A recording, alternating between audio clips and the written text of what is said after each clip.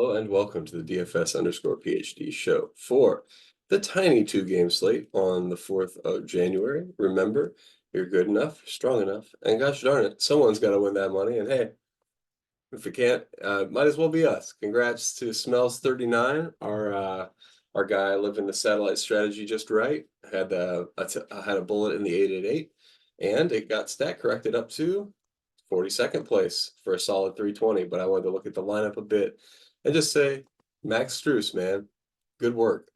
You always got to have a little sprinkle of Max Strus, 5 to 15%. Could go off at any time. They're playing Washington. I'm impressed. That was a good sprinkle. I was not on myself. Anunoby, I'm glad he got there. Jeez, man, that was such a frustrating start from start. Yeah. Huh. Okay. We just had a sound change. Apologies for people who are on the audio. Not sure why that was. Surprisingly too, the winner of the 888 did not use as much salary as I thought. 10-game slate. The last two or three game slates, we've only had $100 on the table be allowable. And now $200 on the table takes down. Now granted, sim average ROI, sim ROI, not a great lineup. I mean, you got lucky a little bit, got there with Cade and Bogdan going off, right? I mean, Bojan. Yeah, Bojan is more likely than Bogdan these days, but nonetheless, I still think I'm not playing that lineup. Congratulations on your $250,000 though, because that's obviously to T. Carl's 88, 4 years younger than me and much richer. We got anybody? Cully Poston. So let's see if anybody is. Nah, I don't know any of these guys. Congratulations. What was up top in the 100K last night? And probably even more obscure lineup. Some really wild guys went off last night. Walter Kessler. Huh. Surprising.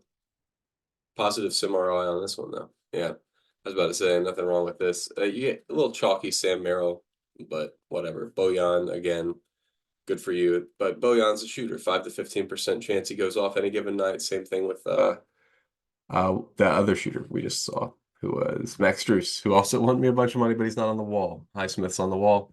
He's not really a shooter. We got a lot of peripheral stats besides the three-pointers. But I guess in the 100K, it did take off 50K, 50K, 50K, 50K, 49.5. Okay, so the guy in fifth was outside of our zone. The guy in sixth was outside of our zone. And there's Shady in eighth, a little bit outside of our zone. So I think, well, today it's a different slate. So different slate, different rules. But next time we go to a big slate, I probably will revert back to allowing $200. I think that's a reasonable rule. It's a pretty efficient at the stage in the season. You can leave it at 100 if you want, but I think that might be getting a bit too cute. Okay, so on to today is a two-game slate. This slate is about one thing only. It is Wembanyama's minutes restriction. We are under the impression that it is still going. He tried to check himself back in, and Pop said no in the last game. There may even be a punishment for that. I don't think Pop likes that kind of thing. But besides that, let's see. What do we got here? We probably won't be 100% Giannis, although, I mean, fine.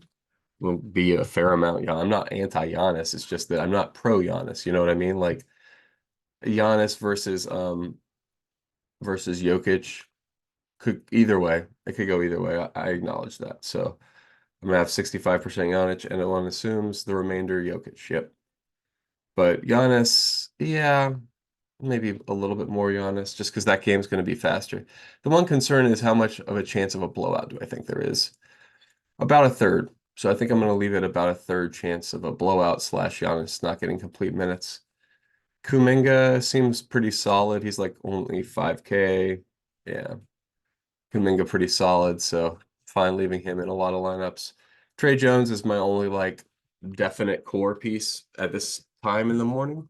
We have one piece of news for today besides the minutes restriction, and that was what happened when who was it got hurt? Barlow. So no. Branham. Branham got hurt here at the end of his first quarter stint, and then you saw a lot of Tre Jones and Blake Wesley when Tre Jones came out. So it was Tre Jones and Blake Wesley who we expect today. and who you should expect today. And also, when I was saying Barlow's name for a reason, which is when Wembanyama came out, it was Barlow who came in. We got barely any Sandro, and we got that Sandro because we got, was it 2 quick ones on Barlow or whatever? Whatever it was, we got a Barlow stint and a Sandro stint in there. I think we had, was it Keldon playing some five? Or no, Wembanyama came back in. That's what it was. So Barlow got how many minutes? 14 minutes. I think you can expect that again. I don't understand why Sandro got any time at all based on the rotations we were expecting. He got, so like he came in for Barlow and then Barlow came back, but then Keldon, yeah, there it is. Keldon playing some five, the last 350 of the quarter. I knew there was something else. So there's a reason you can't quite project it for a full 48 minutes, and the reason isn't just pop. It's that who knows what they're going to do. But what you can project is Tre Jones, 30 minutes, 32 minutes-ish. You could probably do a fork with Tre Jones and Blake Wesley, but also they could just both get there. That was the other thing. I couldn't quite do that because of some minutes here. Where were they?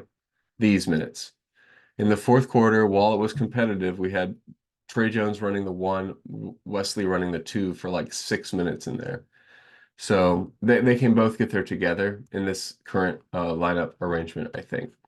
And as a result, I will be running how many lineups with both? 50 plus the 40% of my lineups currently have both Wesley and Jones because there's nothing else on this slate. I mean, maybe we get some other news, in which case, congratulations to everybody who's not playing this particular strategy. I do think you need to leave a little bit on the table. So I'm doing in this region between 49.5 and 49.8 today, and that's my only constraint for uniqueness because it's still 8 slots. That's still a lot of slots to get exactly the same as somebody else. There's still a lot of different ways to go. I don't think Champagne is really part of it, though. 22 minutes out of Champagne. What are we projecting for? 25. That's what I thought. Yeah, let's get him down a little bit. He's not quite that good of a play on this slate. Yep, I wanted more things like Wiggins, more things like Kuminga, guys who have real upside. Now, Aaron Gordon has upside, but has to hit his shots. What are the odds I think Aaron Gordon hits his shots? 50%. He doesn't take that tough of shots, but I can't be having that much Aaron Gordon. I'd be a little bit on Aaron Gordon, but not much. Keldon's another guy who saw a significant uptick in run with that backup 5 minutes, and I'm not sure the extent to which he just gets more usage. Let me look. Yeah, because I did off the court Brandon. Wow, that's way brighter than the other screen. Dial that back a little bit. Sandro. So yeah, you guys, sorry about that. If you played Sandro the other day, I don't know what's going on. I think Pop is uncertain who the backup is and who it's going to be on any given day. But he does seem to be going back and forth, and right now it seems to be Wesley. If you want to get creative, Barlow. So currently I'm projecting it to be Barlow, but SaberSim is not projecting it to be Barlow. So, SaberSim is still projecting Sandro. I still think you can't project. I mean, number one, there's no chance Sandro is going to be 40% owned after a DNP on the last game, right? I mean, something's wrong here. This projection is wrong, and their projection about other people's projections are wrong. So I think Sandro, if he's owned at all, will be like 10%, and that most people will not be projecting him to be highly owned after a DNP. I mean, unless I'm missing some news, please pop it in the chat if the SaberSim guys are sharp on this one. But I think they just have not adjusted their model, just like they don't with Nas Little, who's always at the beginning of every Phoenix day at the absolute top, when they probably mean Metu, right? I mean, at this point, that's who's in the rotation and that part of the rotation. Just like swap it out, guys. It's been like a week and a half. Okay. I mean, I don't know how long until something becomes permanent in the NBA. Yeah, Wiggins is still fine. We have him getting there even in like 27 minutes here. Yeah. So in terms of guys that are probably core, you're probably wanting Tre Jones, and basically that's it. Devin Vassell just didn't see that much of a boost. What was it? Like 36? He's a -3 with Branham off the court. It's just like, does he get more time on the court? Maybe. He still has to hit shots. I can't be 80% Vassell. He's like Aaron Gordon. Flip a coin. He might be there. It's a small slate. He could definitely be there. But yeah, these are your core. Tre Jones, Giannis, Kuminga, and Wiggins. Like in some order. I don't really have a preference between Kuminga and Wiggins. I guess I should. How much playing time is Kuminga getting? That seems to be more minutes than I would have maybe been imputing. Golden State, did they play yesterday? No. Did they play 2 days ago? Yes. Game flow. 34 minutes. Wow. Okay. That lineup for Golden State had passed me by a little bit. I have to look and make sure we're giving Kuminga all 34 of those minutes. No, we're not. That's only 29 minutes. That's what I was thinking. Kuminga, I do think stands out definitely. Tre Jones and Kuminga are the two core for me at this point. And Wiggins, what was how many minutes did we expect for Wiggins in this rotation? Because I thought a fair amount, 21 minutes. So okay, I think we got to go.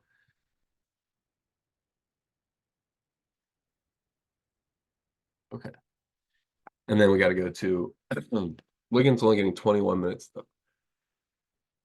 See, yeah, you got to double check these rotations. He's still good, but like, what do you think the chance he actually sees minutes in this game are 30%? And then Kuminga is going up to an actual core piece with Giannis and Tre Jones. I mean, honestly, like let's say 80%, with the 20% being the chance that Pop or that Steve Kerr changes the rotation.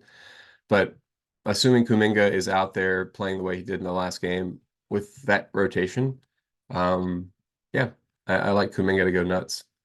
And again, like I say, go nuts. I am personally not playing very much on this slate. I think I'm going to do, I'm not even going to max the $4. I'm not maxing the $1. I put 10 in the $1. I'm going to put 2 in the $4. Like, I'm not playing very much at all in this slate because who cares? Like, this is like 2 games. There's not enough of a game. I enjoy the game theory part of this, right? So, like, look at, you got a 90% guy, you got an 80% guy, and I think that's going to be close to optimal for them. I think these will go up. Tre Jones is going to be like 50, 60% owned. Let me just put it in there. At least 55% owned for Tre Jones. Blake Wesley will be a little bit higher owned because people are smart and because they've got Sims, just like I am doing Sims in my head here. Giannis will be slightly higher owned as a result of the value and people condensing around the best plays. But I don't think that changes very much about how you should play it. I mean, it just means it's not that fun of a slate, like because you're not picking 8 people, you're picking 6. And so now you can think about maybe you do need to put the geometric mean of ownership in there. If we think about there being 2 free squares, we're back to the situation from a showdown, which only has 6 slots. And then we are worried about uniqueness a little bit, right? Like the other night, one of our dudes, Dr. 2 Inch, chopped in a classic slate, and he only had 3 of the Knicks. And I mean, but then I thought about it and I was like, well, when you get 3 free squares, that's too many free squares, right? I mean, having 1 free square, maybe 2 free squares with Kuminga, if you count him as a free square, it's kind of dicey to count him as a free square.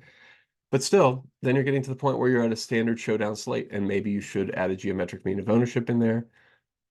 I'm not going to do it myself. I'm just going to be like, oh, wow, I chopped for like $100. But if you're playing the big competition tonight, something to take into account. Marshawn Beauchamp, he was playing. I mean, I saw him in the game. How many minutes is he getting? I don't think I'm going to be projecting very much Marshawn Beauchamp. 21 minutes. He's not a big point per minute guy. So is it? That's an appropriate number of minutes. If y'all gonna be 50% Beauchamp, I'm just gonna say no thanks because he's a chump, man. I mean, like anybody else. Give me anybody else. So I'll be half the field on my Marjan Beauchamp. Champagne, I think, yeah, they give him too many minutes in that rotation. Same thing, by the way, why you don't see any Wembanyama. They're still projecting him for 28 minutes. And is that right? What is he seeing? Where's my pop? 24 minutes. His minutes restriction is 24 minutes.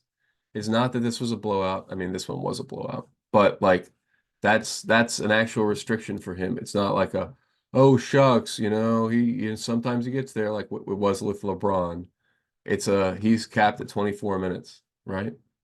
Wembanyama 26, but he wasn't like allowed to come in for that last minute. So that would have been 25. Anyway, it's not even responsible to project him for 27 or whatever these guys are. That's too high. 28, you need to shave at least 2 off of that projection. But I mean, he's still fine-ish on this kind of a slate, but I don't think you can play him at 28% owned, which I do think he will be because people are just not keen to that actually happening. So Wembanyama is my one guy that I'm basically just saying doesn't play very much. But I think that's basically it. You guys see the free squares, See the good squares here that I have capped in the middle, your Aaron Gordons, your Devin Vassell's, your Keldon. I mean, Keldon, you could say a little bit more Keldon if you want. I probably will. He's just like a slightly, there is an actual reason to play him. He could actually get more minutes as the backup five, the way they're running things in this weird situation. I don't want to get popped. I think that's where I wound up when I was at 50%. I just don't want to depend on one game of pops rotations. That's why I think Tre Jones isn't depending on that. We got, with Branham out, he's going to run the main point and he's going to get a ton of minutes and it's going to be really good for him. I mean, unless they go back to point Sohan, but I think we all agreed that failed. Okay, so in that case, I've told you the same thing 100 times. And let me say one more congrats to Sam Elliott, I think it was, on the big win yesterday. You guys should check out the videos about the satellite strategy. He said, hey, I think that's my favorite thing now, playing these satellites and having the big days. And yeah, that's my favorite thing too, man. That's how I won $100,000. That's why I'm out here making these videos and basically just evangelizing for free how to play the game because it won me a bunch of money. It can win you a bunch of money too. And remember, you're good enough, you're strong enough, and gosh darn it, someone's got to win that money. Might as well be us using the satellite strategy.